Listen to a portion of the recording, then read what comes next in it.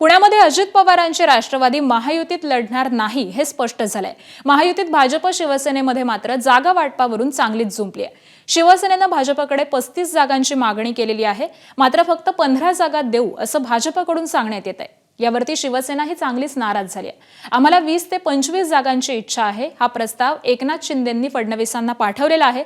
भाजपकडून यावरती काही उत्तर आलं नाही तर आम्ही आमच्या चांगल्या उमेदवारांना फॉर्म देऊ, त्याबरोबरच हा अंतिम निर्णय शिंदे साहेब घेतील असं नीलम गोऱ्हे यांनी स्पष्ट केलंय।